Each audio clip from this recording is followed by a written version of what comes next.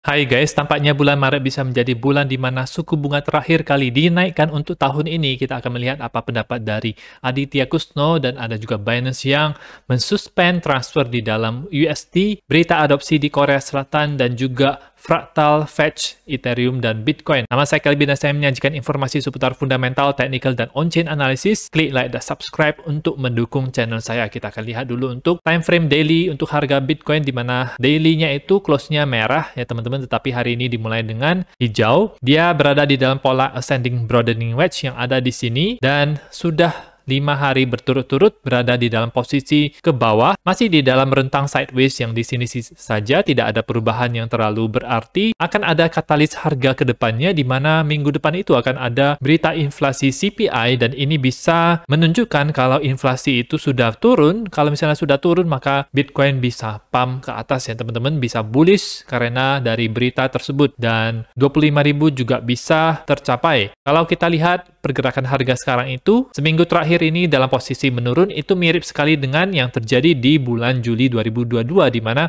ada 2 candle naik ke atas, sama juga ada 2 candle naik ke atas, dan diikuti dengan beberapa hari dalam posisi menurun, tetapi tidak membuat yang namanya lower low, masih dalam posisi yang higher low ada di sini, kecuali terjadi breakdown untuk dari pola ascending broadening wedge-nya itu. Jadi ada potensi Bitcoin itu bisa bertahan di atas garis support warna biru ini, dan mungkin dalam beberapa hari ke depan dia akan naik menjelang berita CPI tersebut ya teman-teman.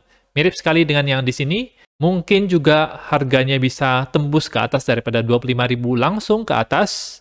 Kita tidak menutup kemungkinan seperti itu karena di tahun 2019 sendiri itu pernah terjadi. Jadi kalau kita lihat chart di tahun 2019 di mana ini adalah bulan April awal dan terjadi kenaikan sebesar kalau tidak salah 30% itu ke atas, dan harga Bitcoin juga tidak pernah menyentuh ke sini lagi kecuali di Corona Dump setahun kemudian ya teman-teman. Jadi bisa juga terjadi seperti ini kalau ada katalis harga yang kuat ya, seperti berita inflasi, kalau inflasinya itu sudah memuncak, dan ini akan didukung oleh analisa dari Aditya Kusno. Sepertinya dia orang Indonesia, saya hanya ketemu akun dia ini di Twitter, tapi kalau dilihat dari namanya sepertinya dia orang Indonesia, mungkin tinggal di luar negeri. Nah, pendapat dia adalah kalau misalnya kenaikan suku bunga yang terakhir di bulan Maret nanti itu naik 25 basis point, sama seperti di awal Februari lalu, maka The Fed itu akan mengulangi seperti di tahun 1921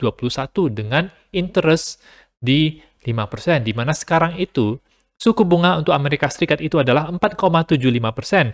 Kalau naik lagi 25 basis point, maka akan pas 5% di bulan Maret nanti ya teman-teman. Fed itu tidak ada apa-apanya, maksudnya tidak berpengaruh. Pada akhirnya, yield US 3M ini itu akan diikuti oleh peraturan daripada The Fed ya. Di tahun 1921, Fed itu menaikkan sampai ke 4,75%, dan di tahun tersebut inflasi itu sudah memuncak.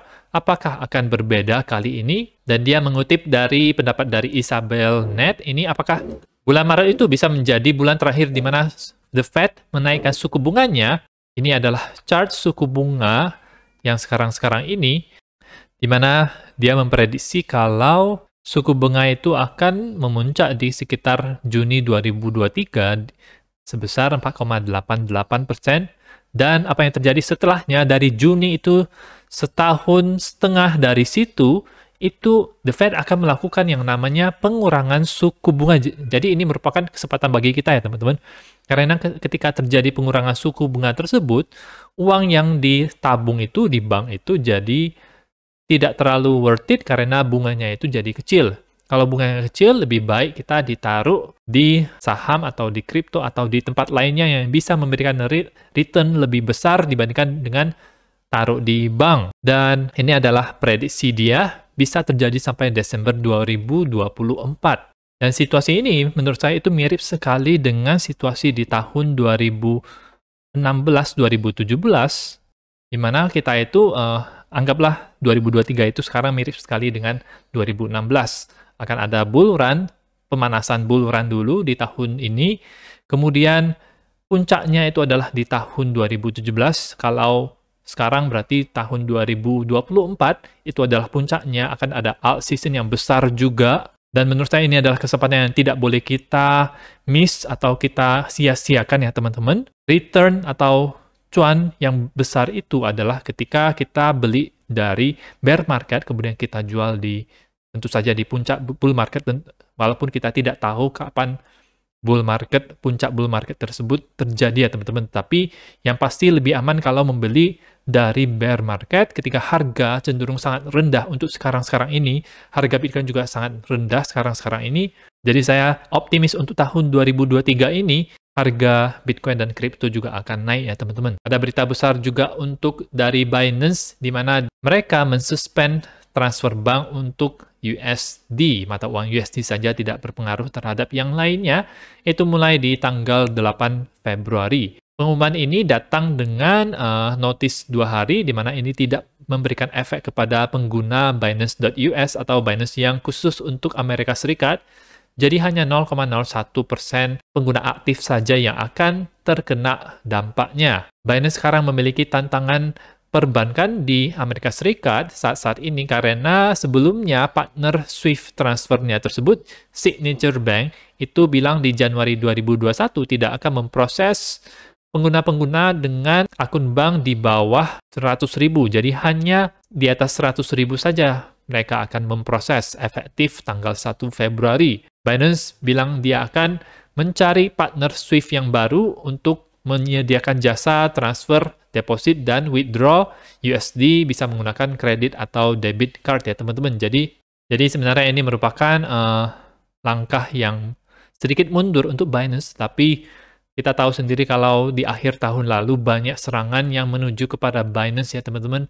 Baru-baru ini juga di Uniswap sendiri terjadi semacam voting untuk memvoting apakah Uniswap versi 3 ini akan di-launching di Binance Smart Chain. Voting tersebut itu sudah selesai dan dinyatakan kalau Uniswap V3 ini tidak akan di-deploy di Binance Smart Chain karena ada entitas besar yaitu A16Z ini, yaitu semacam venture kapitalis sepertinya, memiliki koin Uniswap yang dalam jumlah yang cukup banyak sehingga dia bisa mempengaruhi voting tersebut dan mereka menjawab tidak. CZ sendiri dia mengungkapkan kalau ada hal-hal yang tersentralisasi yang terjadi di sini ya teman-teman. Jadi banyak serangan yang menuju ke Binance saat ini, tetapi saya optimis juga Binance akan menemukan partner bank untuk selanjutnya. Menurut saya Binance akan survive dan akan menjadi perusahaan yang bisa memberikan jasa-jasa yang terbaik untuk pengguna-pengguna seperti kita ya teman-teman. Adopsi semakin bertambah di Korea Selatan sendiri di mana mereka telah memberikan yang namanya guideline atau petunjuk untuk meregulasi industri token sekuritas. Dan di berita yang lain juga Korea Selatan juga mengumumkan bahwa Bitcoin dan Ethereum juga bukan merupakan sekuritas, teman-teman. Tidak seperti SEC yang mempermasalahkan beberapa koin itu adalah sekuritas. Banyak orang Korea itu akan diekspos dengan cryptocurrency untuk hari-hari dan minggu-minggu ke depan. Dan ini dipelopori oleh yang namanya INX Group ini yang akan menyediakan jasa tersebut untuk orang-orang Korea. Adopsi semakin bertambah, tidak hanya Bitcoin saja yang memberikan manfaat, tetapi altcoin juga memberikan manfaat ya teman-teman. Jadi sayang sekali kalau kita menjadi Bitcoin maksimalis, kita juga ingin ambil kesempatan di dalam altcoin yang fundamentalnya bagus juga dan kepake di orang banyak. Ini ada analisa fraktal daripada TechDev, menurut saya cukup menarik karena ada beberapa koin yang pump duluan, kemudian koin yang lain menyusul. Ini dia membandingkan 3 koin yaitu Fetch.ai, salah satu koin AI yang cukup kuat di awal tahun ini dibandingkan dengan Ethereum dan Bitcoin. Apakah Fed 3 hari lebih awal dibandingkan dengan ETH? Apakah ETH 7 hari lebih awal dibandingkan dengan Bitcoin? Kita akan melihatnya segera. Fed telah naik dari 0,065 itu sampai ke 0,45, sangat drastis sekali ke atas.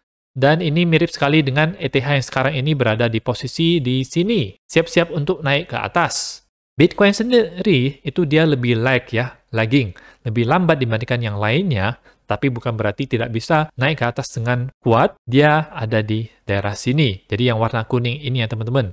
Mungkin ini bisa menjadi semacam panduan bagi kita untuk melihat mana koin-koin yang kira-kira akan naik banyak, mana koin yang belum naik sehingga kita bisa mendapatkan kesempatan dari situ. Dan itu saja informasi untuk video pada hari ini. Semoga bermanfaat. Teman-teman bisa dukung channel saya dengan mengklik like dan subscribe, dan nantikan video saya selanjutnya.